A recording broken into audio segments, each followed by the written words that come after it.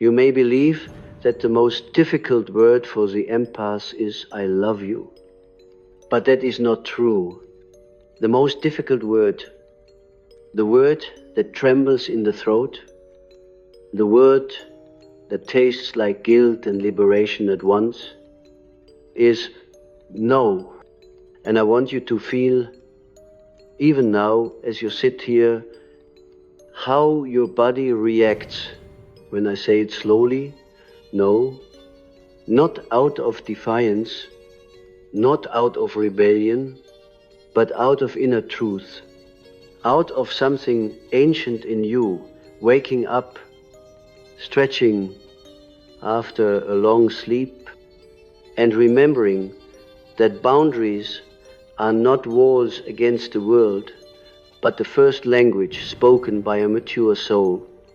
You see, the empath is not merely a sensitive person. The empath is a vessel of psychic permeability, an instrument tuned to frequencies that others cannot hear. But every instrument requires tuning, and tuning is not expansion. Tuning is restriction, refinement, the ability to say, I allow this note into my string, but not that one. If a violin had no control over vibration, it would produce only noise, and many empaths live in that noise, an internal cacophony of other people's expectations, projections, and unspoken longings. Their suffering is not that they feel too much, it is that they have never learned the sacred boundary of refusal. When you say no, you are not rejecting the other person, you are rejecting the false archetype they attempt to impose on you. You are refusing to be cast into the role of healer, savior, therapist, the square, or emotional sponge. And this refusal is the true beginning of individuation. It is the first sentence spoken by an ego that has stopped dissolving into the needs of others and has begun forming a nucleus of its own, a self, a center of gravity, a voice. The empath often believes that love is a form of endless yes. But love without boundary is not love, it is fusion. And fusion is a regression to the womb, a return to undifferentiated consciousness. There is nothing mature about it. A child's love merges, an adult's love differentiates, and differentiation always requires the courage to say, no, this is not mine. No, this is not my responsibility. No, this is not my truth to carry. Perhaps you have lived your entire life inside the archetype of the giver. You learned early, maybe too early, that your safety depended on anticipating the emotions of others. You developed a supernatural attunement to the micro-expressions of caretakers, teachers, lovers. You learned to scan the environment for tension, to absorb it into your body, and to alchemize it into peace. But such gifts, when born from survival, are a double-edged. And now you find yourself, decades later, still holding the emotional storms of others, while barely able to hear the small whisper of your own soul beneath all the noise. Learning to say no is not an act of rebellion, it is an act of resurrection. It is the reappearance of your lost self. I once worked with a woman whose dreams haunted her with a recurring image. She was in a large cathedral, carrying a bowl of water. The bowl was cracked, and water leaked out with every step she took. She would rush from one figure to another, faceless monks who stood in silence, desperately trying to fill their bowls with what remained of hers. But each time she handed them water, they tilted their bowls in such a way that her water spilled through them as well. Nothing was preserved. Nothing returned to her. She woke devastated, always with the same feeling, I am disappearing. That dream is the life of many empaths. A cracked bowl trying to fill other cracked bowls, a desperate giving that does not heal anyone. Not because the intention is wrong, but because the self is leaking. When she learned to say no, the dream changed. One night, she walked into the same cathedral, but this time she carried a bowl of clay. When she touched it, she realized the clay was still wet. She could shape it, strengthen it, fire it into something unbreakable. That bowl was her boundary, her autonomy, her first symbol of inner authority. And the monks, those faceless demands of the outer world, bowed to her, not because she gave them water, but because she had finally created form. Saying no is the shaping of the clay. Now I want you to consider, why does no feel like violence to the empath? Why does a simple refusal activate guilt, shame, or fear? It is because at the unconscious level, the empath has built an identity around being the good one. And goodness, to them, has been synonymous with availability, with self-sacrifice, with compliance. They do not realize that this goodness is often a mask for unresolved trauma, the trauma of believing their worth is conditional upon usefulness.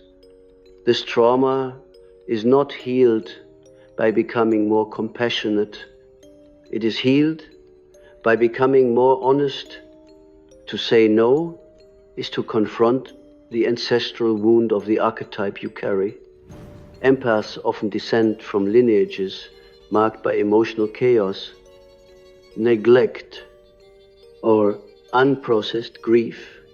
In such families, one child inevitably becomes the light bearer, the stabilizer, the softener of storms. That child, even if grown into an adult body, still believes that love is earned by being needed.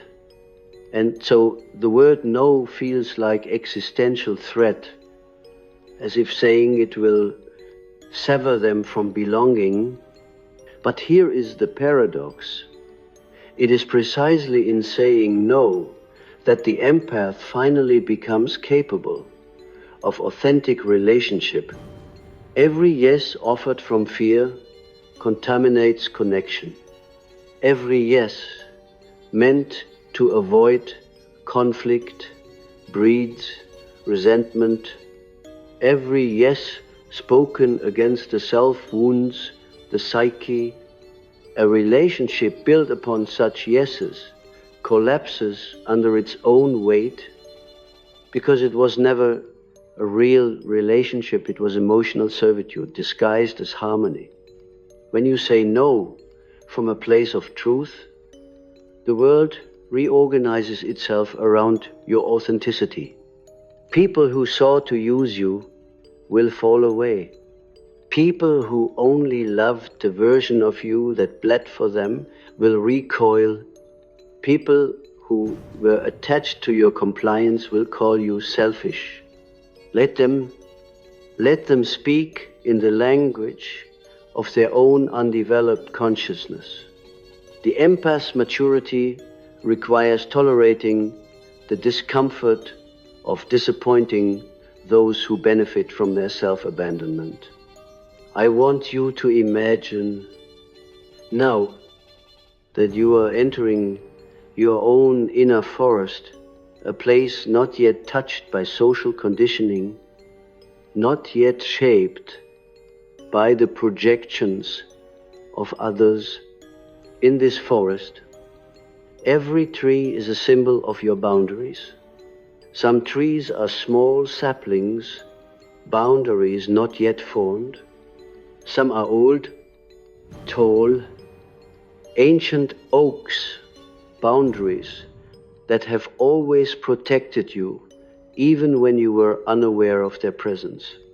As you walk deeper into this forest, you encounter a clearing with a stone at its center. On this stone is carved a single word, no. It glows faintly, not in anger, not in defiance, but in clarity. In this clearing, the word no does not push anyone away. Instead, it creates a sacred circle around you, defining where you end and where the world begins. In that circle, your intuition sharpens, your voice strengthens, your inner truth rises from the depths like a long-buried animal finally emerging into light. This is the space where the mature empath is born, not in endless giving, but in conscious choosing. The psyche is not strengthened by openness alone, it is strengthened by containment. The ancient alchemists knew this well. No transformation can occur without a vessel sealed at the edges. Too much openness and the substance evaporates. Too much closure and nothing can enter. The magic occurs at the threshold, at the controlled permeability of the container, and saying no is the sealing of the vessel. The act that begins true psychological alchemy. You may notice, as you sit here, that there is a part of you resisting this, a part that whispers, if I say no, I will lose people, I will lose connection, I will lose love. But let me ask you directly, with the deepest sincerity, what kind of love must you bleed to keep? What kind of connection requires your silence, your guilt, your exhaustion? What kind of relationship collapses the moment you reclaim your sovereignty? Any bond that breaks when you say no was never a bond, it was a bargain. A mature empath does not seek bargains. A mature empath seeks truth. And now we arrive at something essential.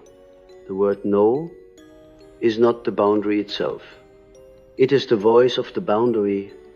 The boundary begins in the psyche. Long before it reaches the tongue, it forms in the moment you choose yourself, in the moment you recognize that your inner life is sacred and cannot be spent endlessly on those who mistake your softness for excess. Softness and excess are not the same. Softness is your nature. Access must be earned. When an empath says no, they are not shutting a door, they are closing a wound. And the moment that wound closes, the psyche begins to reorganize. The shadow shifts. The inner child feels safe for the first time. The unconscious relaxes its vigilance. The self, with its quiet authority, begins to emerge like a moon returning after an eclipse. Saying no is not a behavior. It is a psychic initiation. When you speak it with authenticity, you feel a subtle tremor in the energy field around your chest. You sense the old archetype. the wounded giver crumbling, and beneath its rubble, you discover someone you have not met in years yourself. And as the self begins to rise, almost imperceptibly at first, you may feel a strange mixture of fear and relief moving through your body. Fear, because the structures that once held your identity, being agreeable, being available, being endlessly understanding, are dissolving. Relief, because those structures were prisons disguised as virtues. Many empaths discover only at this stage of awakening that their goodness was never truly goodness. It was a survival instinct polished into a personality. The psyche learned that being indispensable guaranteed temporary peace, temporary connection, temporary worth.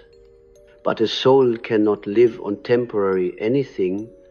A soul requires permanence, not permanence of people, but permanence of truth. The first truth the empath must reclaim is that boundaries do not hinder intimacy, they cultivate it.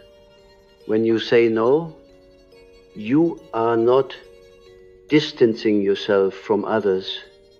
You are approaching yourself, and paradoxically, when you approach your own center, others can finally approach you honestly without feeding on the fragments of your identity. Boundaries clear the fog between souls. Without them, every relationship becomes distorted by projections. The empath becomes a screen upon which others cast their unlived emotions, unmet needs, aborted dreams. The empath becomes a symbolic object rather than a human being. This is why so many empaths feel invisible. Even when loved, they are loved for their function, not their essence. To say no is to reclaim your essence from utility. I want you to picture the unconscious as a vast lake. Most people skim its surface, seeing only the ripples of their daily thoughts.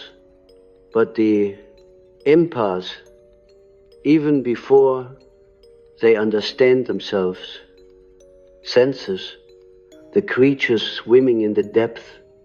They feel the currents shifting under the emotional atmosphere of others. They feel the hidden grief beneath someone's smile, the unspoken longing buried in someone's silence. This perception is a gift, but without boundaries, it becomes a curse.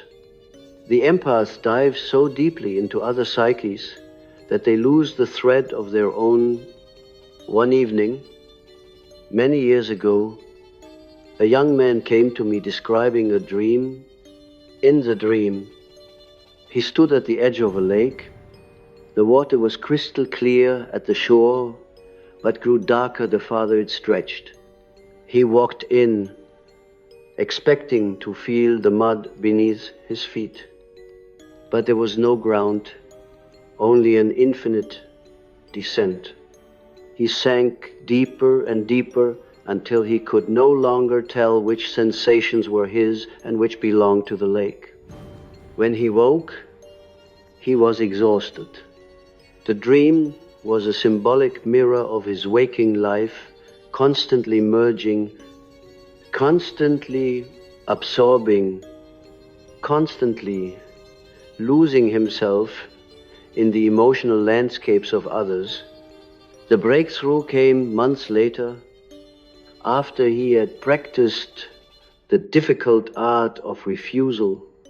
In his dream, he returned to the same lake, but this time he carried a lantern. When he stepped into the water, the light formed a boundary around him. not a fence, not a wall, just a sphere of clarity. The creatures of the lake swam close, but they did not enter his light. They circled him as equals rather than consuming him. This dream marked his individuation. His unconscious no longer punished him with drowning because he had learned to anchor his soul. Saying no is not the rejection of others, it is the illumination of your own psychic perimeter. Some of you sitting here have lived entire lifetimes without knowing that perimeter exists. You have lived as open fields, beautiful, wide, inviting, but open fields are also trampled by those who see only land, not life, and so the empath grows weary, not because they are weak, but because their openness lacks intentionality. Maturity is not the narrowing of the field, it is the cultivation of a garden. A garden has borders. A garden is tended. A garden is accessed through a gate, not through trespassing. And when the empath learns to say no, the first thing they often feel is not empowerment, but grief. This grief is sacred. It is the grief of realizing how much of your life was shaped by fear, fear of abandonment, fear of disappointing others, fear of being misunderstood. It is the grief of acknowledging how many times you betrayed yourself to maintain peace that was never real. It is the grief of recognizing how often you allowed others to take, not because they were cruel, but because you never showed them where you ended. This grief marks the end of innocence. But innocence must die so that consciousness can rise. Do not fear the end of innocence. In its place emerges clarity, and with clarity comes a profound transformation. The empath begins to see that not everyone deserves access to their inner world. The psyche is not a public temple. It is a sanctuary. Only those who remove their shoes symbolically, those who approach with humility should enter. And yet, for most of your life, you have allowed others to barge in with muddy footprints, rearranging the furniture of your emotions without permission. No is the closing of the temple doors, but something remarkable happens when the doors close. The inner silence becomes rich, the intuition becomes louder, the unconscious becomes coherent. The empath begins to feel the rhythm of their own archetypes rather than the vibrations of others' wounds, and they discover something that terrifies them. Their inner world has been waiting for them, perhaps for decades, perhaps since childhood, and now that you stand before it, you may realize how unfamiliar your own soul feels. This unfamiliarity is the beginning of awakening. For too long, the empath has mistaken self-abandonment for compassion. They confuse self-erasure with love. They believe that accommodating the needs of others is a sign of spiritual maturity, but spirituality without boundaries is illusion. Illusion that you are endlessly available, illusion that you are unbreakable, illusion that absorbing pain is a noble mission rather than a maladaptive pattern. You cannot become whole while participating in your own fragmentation. There comes a moment in every empath's life when the unconscious places a threshold before them. The threshold is simple. You either say no and step into adulthood, or you say yes and remain imprisoned in the archetype of the wounded healer. Mane do not cross. But those who do experience a psychic shift so profound that the world itself seems to change, in reality, nothing external changes. They simply stop betraying themselves, and when self-betrayal ends, attraction recalibrates. People who once gravitated toward your softness for their own benefit no longer find you pliable. Their hooks cannot catch on your boundaries. They feel threatened by your clarity, and so they retreat. Do not mourn their departure. They were not companions, they were consumers. And once their consumption is denied, they seek other sources. Your only task is to remain steady, to let the self continue its ascent. As the self rises, another paradox emerges. Your no becomes more compassionate than your yes ever was. A yes given from depletion offers nothing nourishing. It is an offering tainted by self-neglect, and it will eventually breed resentment. But a no spoken from truth carries an energy that invites transformation. It teaches others where the line is, where their own responsibilities begin, where their unconscious assumptions end. Boundaries are not punishment, they are mirrors. They reflect to others the places where their growth is required. To say no is to hold up that mirror. I once encountered a patient who dreamed of standing in a hallway lined with mirrors. Each mirror reflected a different version of herself, one smiling, one submissive, one enraged, one exhausted. But at the end of the hallway was a mirror that showed no image. When she approached it, the mirror whispered, "Find me." This was the self calling, but she could not find it as long as she was splitting into versions shaped by the desires of others. The first time she said no in waking life, truly, sincerely, the mirror in her dream appeared again. This time, it showed her standing with a lantern in hand, just as the young man at the lake had dreamed. In the reflection, she was whole. No is a lantern, no is the mirror, no is the guardian at the gate of the psyche.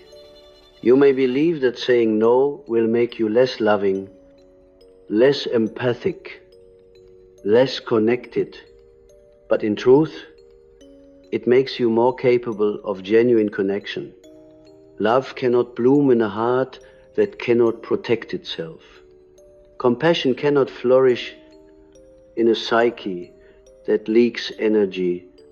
Intuition cannot guide a mind polluted by the emotions of others. And the self cannot emerge where the ego is enslaved to approval.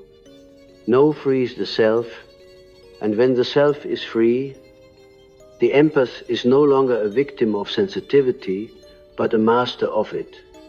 Sensitivity becomes perception. Intuition becomes discernment. Openness becomes choice. You are no longer pulled into the emotional tides of those who refuse to regulate themselves. You stand at the shoreline with clarity, allowing the waves to approach but not to drown you. This is the birth of the mature empath. And this birth, like all births, is accompanied by labor psychic contractions of fear, discomfort, trembling, uncertainty. But these contractions are necessary. They mark the death of the persona and the emergence of the authentic soul. And when the soul emerges, the world can no longer manipulate you. Not because the world has changed, but because you have. But the moment the empath begins to say no, the shadow awakens not as an enemy, but as a teacher. The shadow has always been the part of you that knows when you are being exploited, when your energy is being siphoned, when your kindness is being mistaken for compliance. Yet for most of your life, you have silenced this shadow because you were afraid of appearing unkind. You believed that to acknowledge your anger would make you cruel, that to acknowledge your exhaustion would make you weak, that to acknowledge your intuition would make you selfish. But listen carefully. The shadow is not the opposite of love, it is the guardian of it. Every empath who grows must eventually learn this.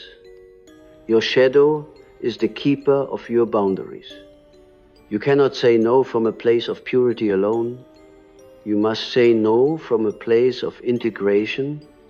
Purity without shadow becomes martyrdom. Shadow without purity becomes bitterness. But when these two forces unite, they form the mature empath, a being who can love deeply yet remain sovereign, who can care without being consumed, who can listen without dissolving, who can feel without forfeiting themselves. The shadow is not darkness, it is the fire in the cave. And you must enter that cave to recover the power you left there long ago. There is a dream I have encountered many times in different patients, a recurring motif that appears whenever the empath approaches maturity. In the dream, the individual stands before a cave. At the entrance lies a creature, not terrifying, but sorrowful. Its eyes are large, human, expressive. It has claws that could harm but never do. It is the empath's anger, not rage, not vindictiveness, simply the anger that was never allowed to speak, the anger that was always swallowed, always justified, always rationalized in the name of harmony. In the dream, the creature looks up at the dreamer as if begging to be acknowledged. And the moment the dreamer extends their hand not to strike it, not to tame it, but simply to recognize it, the creature transforms. It becomes a guide. It leads the dreamer into the cave with a lantern in its mouth.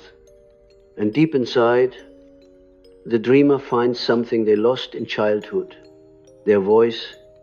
The first language of the mature empath is not softness, it is authenticity. Authenticity requires boundaries. Boundaries require truth. And truth requires courage. Saying no is the first courageous act of the empath who is evolving beyond survival. You do not realize yet how much of your identity has been shaped by the fear of conflict. You fear that saying no will provoke anger, rejection, abandonment. But let me reveal a secret, that empaths often do not learn until late in life. The people who abandon you because of your boundary were not staying for you, they were staying for the version of you that served them. What you lose by saying no is only what was never yours to begin with. When you speak the word no, you are drawing a line in your unconscious between your energy and the world. This line is invisible, but powerful, And as soon as it is drawn, the psyche begins reorganizing itself around it. Old patterns collapse. You no longer feel compelled to rescue those who refuse to rescue themselves. You no longer feel responsible for the emotional weather of others. You no longer feel morally obligated to hold the pain that does not belong to you. This shift is disorienting at first, because the empath's nervous system has been trained to equate stillness with danger. When you stop rushing toward the needs of others, you confront the emptiness left behind. Do not fear this emptiness. It is not a void, it is a womb. It is where the self grows. It is where the archetype of the sovereign empath takes root. There is an ancient image found in many cultures, the figure who holds a cup. In myth, this cup can be the Holy Grail, the cauldron of transformation, the chalice of wisdom. But what is rarely discussed is that the cup is always guarded. It is never freely accessible. Only those deemed worthy may drink. In psychological terms, the cup symbolizes the empath's energy, intuition, and emotional depth. But for most empaths, the cup is left on the table where anyone may drink from it: strangers, wounded lovers, demanding family members, unstable friends, emotional wanderers. A cup without a guardian is a cup that empties. When the empath learns to say no, they become the guardian of the cup. And something miraculous happens. The cup begins to fill again. Creativity returns. Intuition sharpens. Energy rises from places you thought were long dead. Your dreams become vivid, symbolic, prophetic. The unconscious perceives that the self is ready to lead, and so it begins to send guidance through imagery, through synchronicities, through subtle shifts in perception. One patient, after learning to set boundaries, began dreaming of a fountain hidden in a forest. The fountain had always been there, but in earlier dreams it had been dry. Now water flowed from it in pure, luminous streams. This was the renewal of her life force. Her psyche acknowledged that she was no longer hemorrhaging energy into unworthy hands. Saying no had turned her energy inward, not in selfishness, but in reclamation. This inward turning is essential. The empath cannot mature while facing outward. Their healing begins when they turn towards themselves. When they call home the fragments scattered across years of self-sacrifice. This is why saying no is so psychically powerful. It signals to the unconscious that the exile is over. You may not know this yet, but you have been exiled from yourself, exiled by childhood patterns, by family roles, by cultural expectations, by the belief that your value lies in your usefulness. And exiles always long for home, even when they do not know its name. Saying no is the first step of your return. It is the first time you choose yourself over the comfort of others, the first time you trust that your truth deserves space, the first time you stop negotiating your existence.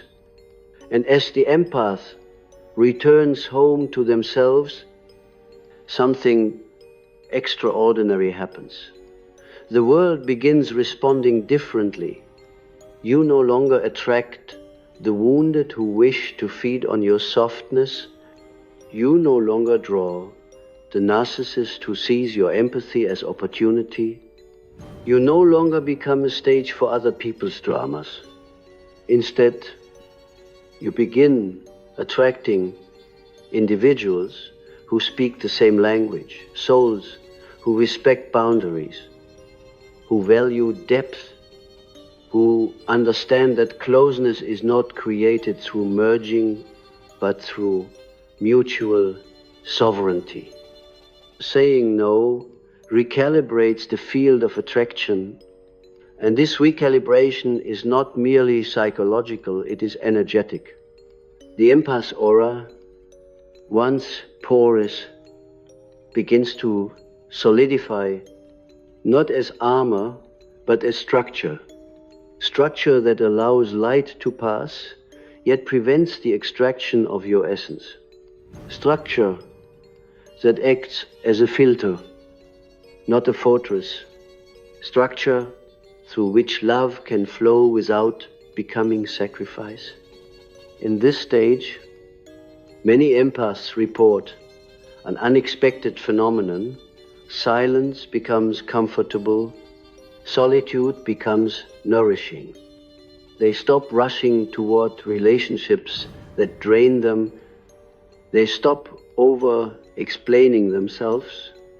They stop seeking validation in the eyes of those who do not see them. They discover the dignity of stillness, the majesty of selective presence, the power of existing without needing to be chosen. This is the moment the empath stops living as a reaction and begins living as a center. You may feel the stirrings of that center now, subtle but undeniable, a quiet anchor in the belly, a flame in the chest that flickers when you betray yourself and grows steady when you honor your truth. That flame is the self calling you home. And every time you say no, when no is needed, you feed that flame. Every time you refuse to abandon yourself, it grows brighter. Every time you choose integrity over approval, you move closer to wholeness. This wholeness is not a destination. It is a way of being, and the mature empath does not seek to be understood by others. They seek to understand themselves. They do not seek to be admired.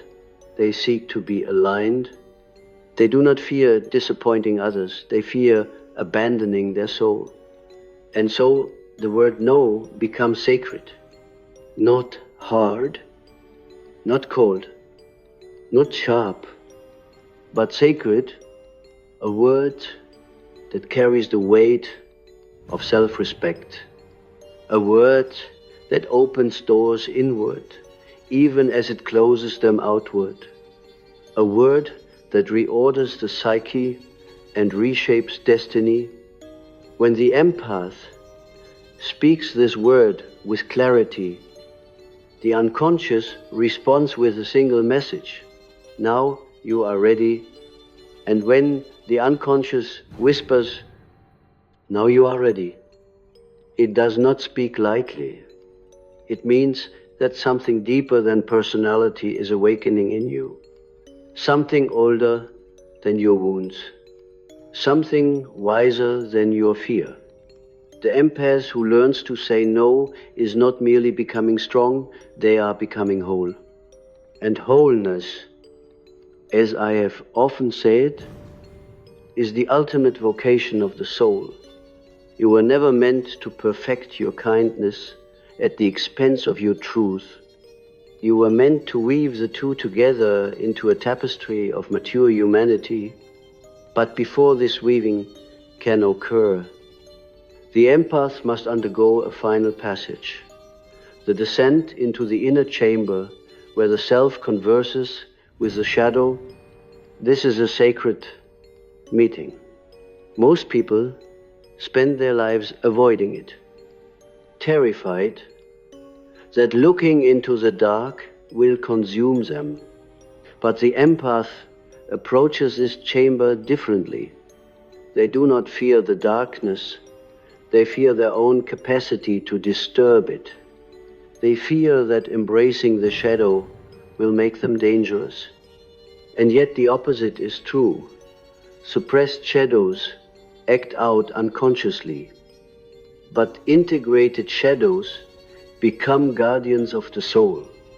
When the empath finally says no, the shadow steps forward, not as a monster, but as a companion.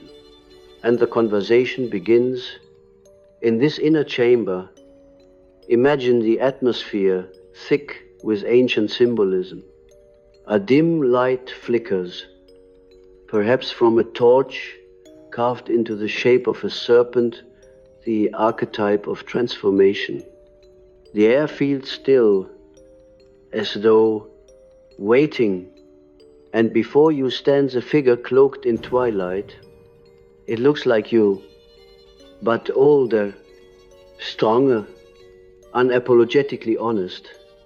This is the part of you that has always known the truth, the part that refused to be silenced, even as you hushed it again and again for the sake of peace. This figure speaks with a calm clarity that seems to vibrate through the bones of your psyche. You were never meant to live without boundaries. You were never meant to give until you disappeared. You were never meant to become the refuge for those fleeing their own chaos. You were born to carry light, not to be consumed by those who fear the dark within themselves. The shadow does not accuse you, it recognizes you. It sees the decades of self-abandonment, the nights spent absorbing storms that were not yours, the quiet tears shed in bathrooms, bedrooms, cars, anywhere. You could finally let yourself feel the weight you were not allowed to name. The shadow holds all of this without judgment. It is your memory keeper, the container of all truths you weren't ready to face. And now, in this chamber, the empath must speak. For the first time, you find words that had no permission to exist before. I am tired. I am hurt. I am stretched thin. I am not responsible for everyone. I want peace, not performance. I want connection, not extraction. I want love, not dependency. These words rise from depths you have ignored for so long that speaking them feels like rediscovering a language you forgot you once knew. This is the second language of the mature empath, the language of inner truth. It is not composed of yes or no, but of self-revelation, of naming your experience without apology. This language is the bridge between the ego and the self, between the seen and the unseen, between the human and the archetypal. The shadow listens, and then gently it places something in your hands, a key. This key is symbolic. It is the key you once gave away so easily to those who had no business holding it. The key to your emotional home, the key to your boundaries, the key to your energy, the key to your truth. You gave it away because you believed that letting others inside made you worthy. But now you see that the key was never meant to be surrendered. It was meant to be used to guard the temple of your psyche. When the empath accepts this key, a profound shift occurs. The chamber brightens, The figure of the shadow merges with you, not as an overshadowing force, but as an integration. You feel its strength in your spine, its clarity in your chest, its honesty in your voice. You are not becoming harsher, you are becoming whole. You are not killing your softness, you are installing a protector beside it. Softness without protection is vulnerability. Softness with protection is power. And now, with the shadow integrated, the empath begins to walk differently through the world, not with defensiveness, but with embodiment. They no longer shrink in conversations. They no longer contort themselves to prevent discomfort. They no longer apologize for existing. Instead, they move with a quiet confidence, a serene gravity that others can feel even before they understand it. This inner shift creates an external effect that surprises many empaths. The world starts treating them differently. People speak to them with more respect. Boundaries are honored without being explained. Emotional manipulators sense the change and avoid them. Those who once drained them find no openings left, and those who desire true connection approach with sincerity, because the empath who says no radiates a different frequency, a frequency of self-possession, of clarity, of mature energy. This is the energy of someone who can love without losing themselves, someone who can listen without absorbing, someone who can give without bleeding, someone who can stand alone without feeling lonely. And this, my friends, is where the deepest mystery unfolds. When the empath becomes whole, they activate an archetype rarely understood in modern psychology, the healer who heals by being, not doing. This archetype does not rescue, it does not carry others, it does not absorb chaos. Instead, it becomes a mirror of integration. Others feel safer around this empath, not because they are coddled, but because they are confronted with the possibility of their own wholeness. This is healing at its highest level, not through sacrifice, but through presence. And presence requires boundaries. Présence requiert authenticity. Presence requires the word no spoken with the calm of truth. The empath discovers that their greatest gift was never empathy, it was perception. Empathy is merely the vehicle, perception is the power, and perception, sharpened by boundaries, becomes intuition. Intuition rooted in the self becomes guidance. Guidance, expressed with compassion, becomes wisdom. Wisdom shared without self-betrayal becomes influence. This is the evolution of the empath. The child empath absorbs everything.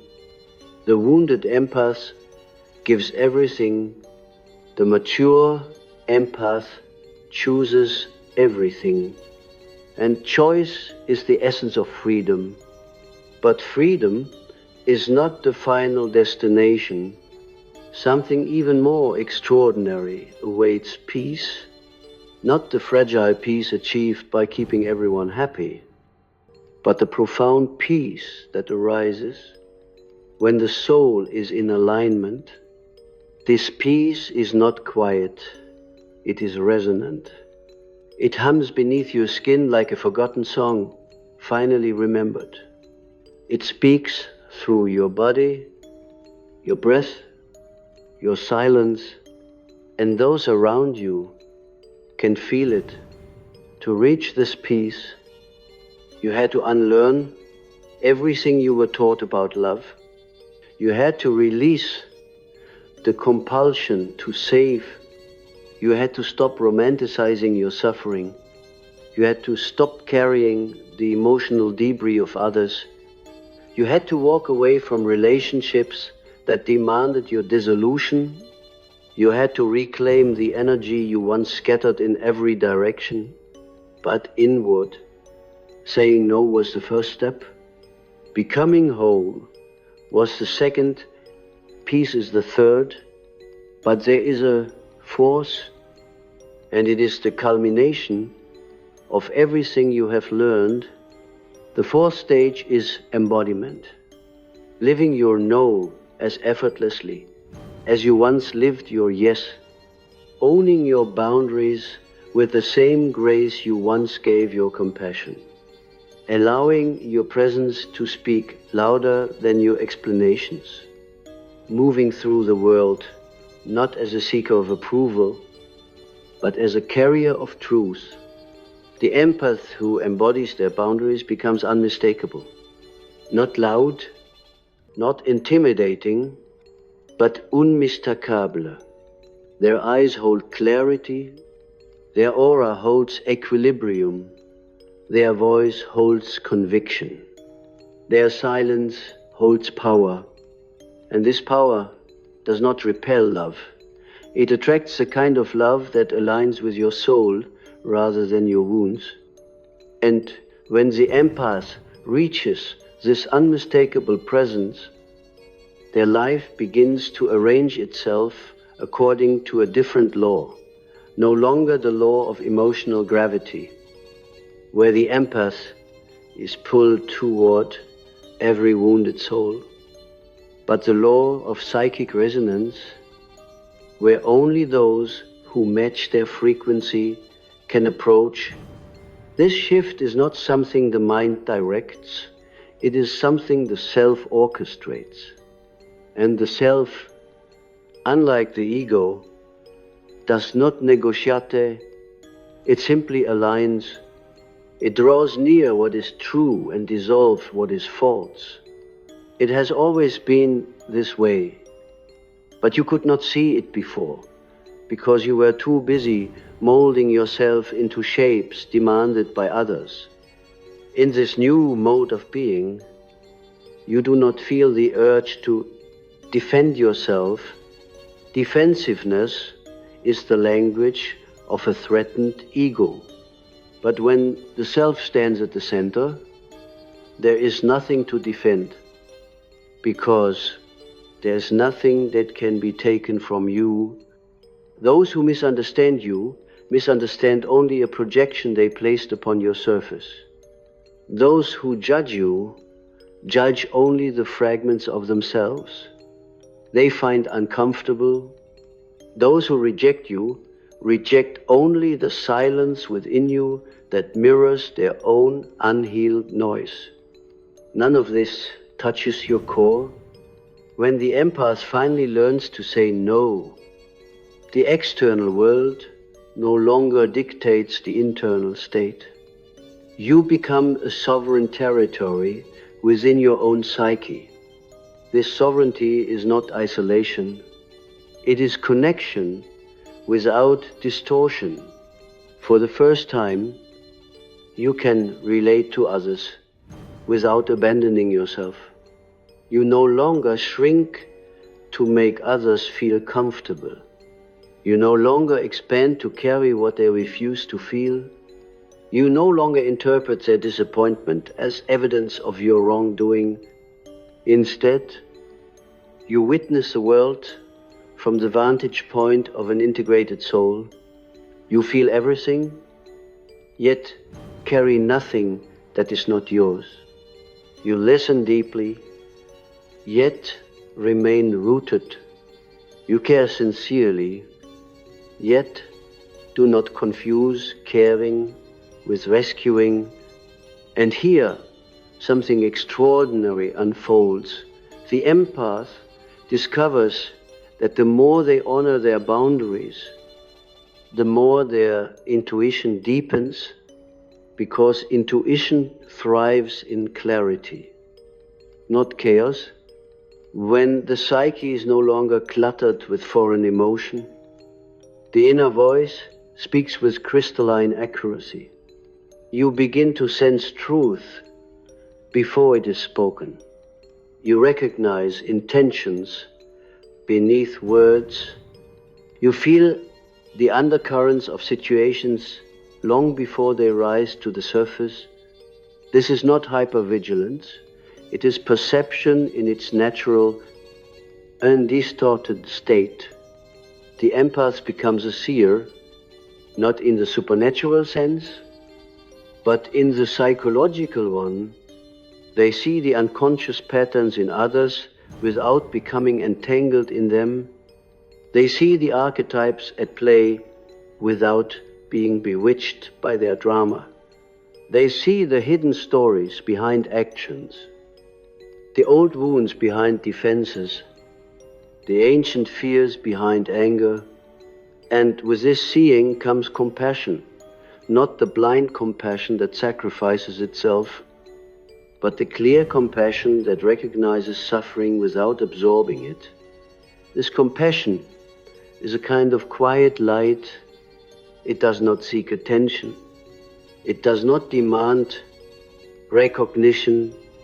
It simply illuminates what is true, and truth, when seen clearly, frees both the empath and those around them.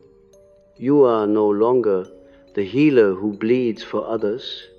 You are the healer whose presence awakens others to their own responsibility. You no longer soothe wounds that are not yours to soothe.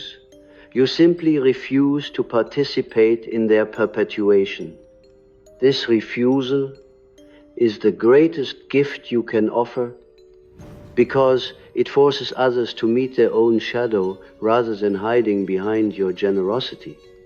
In this stage of embodiment, relationships transform. Conversations become more honest. Interactions become more balanced. Silence becomes more comfortable. You no longer fear losing people because you no longer fear being alone. Solitude is not emptiness, it is clarity.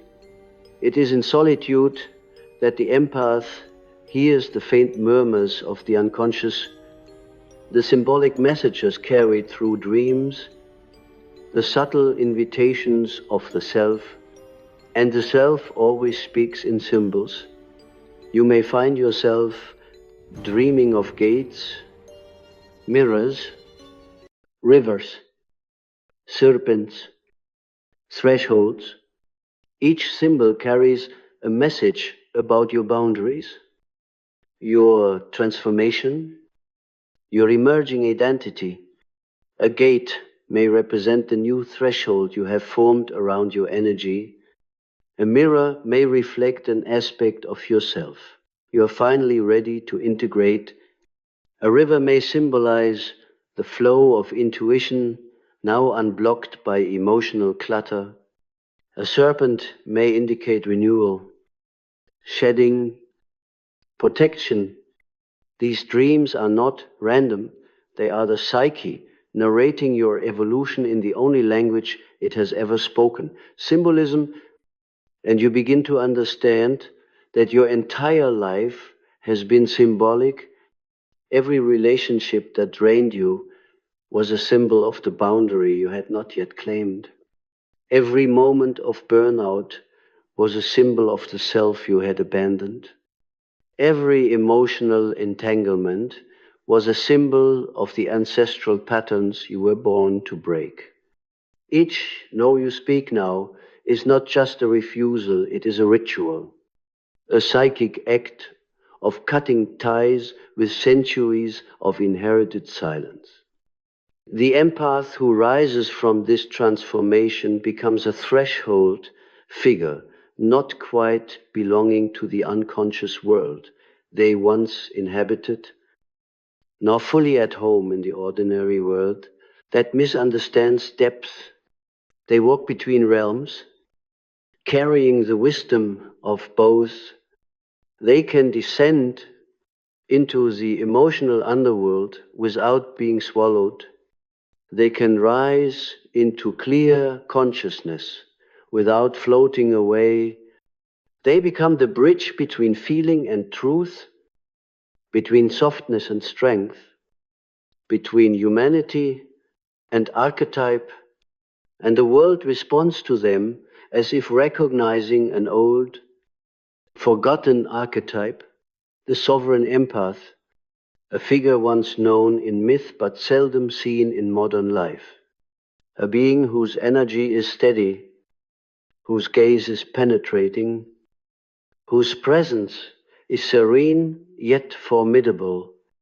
They are not intimidating, but they cannot be manipulated. They are not detached, but they cannot be consumed. They are not invulnerable, but they cannot be destabilized. They live in the world without dissolving into it. In this state of sovereignty, something subtle shifts in how you understand love. Love is no longer a yearning, no longer approving, no longer an offering of your soul in exchange for belonging. Love becomes recognition. It becomes resonance. It becomes a space where two sovereign beings meet without merging, without feeding, without performing. A space where truth flows freely because neither is afraid of losing themselves. The empath who learns to say no finally becomes capable of this kind of love, not before your no has purified your yes. And now your yes carries weight, it carries intention, it carries alignment. When you say yes, it is not from fear or obligation, but from clarity. This yes creates relationships that nourish rather than drain, connections that balance rather than exhaust. This yes shapes the life you were meant to live, not the life you were conditioned to tolerate. You may notice at this stage that many old desires fall away. You no longer crave validation. You no longer chase potential. You no longer fantasize about saving anyone. These desires dissolve not because you forced them to, but because they belong to the version of you that needed external affirmation to feel whole. Now, you do not need to be needed. You do not need to be chosen. You do not need to be understood.